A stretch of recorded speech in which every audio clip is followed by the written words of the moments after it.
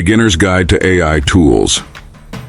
Hello and welcome to iPlayground. Today we're diving into one of the most exciting topics out there, AI tools.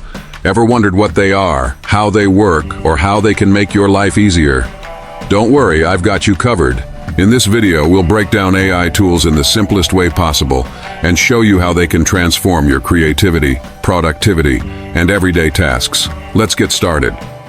What are AI tools? So what exactly are AI tools? AI, or artificial intelligence, is the technology that gives machines the ability to think and learn. AI tools are software programs that use this technology to perform specific tasks that would normally need human effort. Imagine having a digital assistant that can write, create art, analyze data, or even automate your work. That's the magic of AI tools. They're designed to help you save time, get creative, and focus on the things that matter most. Types of AI tools. Now let's talk about the different types of AI tools and what they can do. Here are some of the most common ones.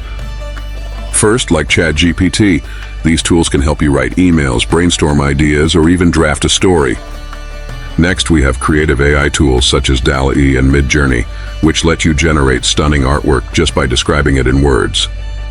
Canva's AI features, ideal for creating graphics and designs effortlessly. Grammarly helps you write better by checking your grammar and style. Zapier automates your work by connecting different apps and making them work together. These tools are easy to use and require no special skills, making them perfect for beginners.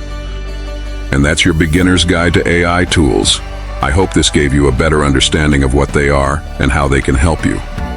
If you enjoyed this video and want to learn more about AI tools, hit that like button and subscribe to AI Playground for more tips, tutorials, and creative projects. Which AI tool are you most excited to try? Let me know in the comments below. I'd love to hear from you. Thanks for watching, and I'll see you in the next video. Bye for now.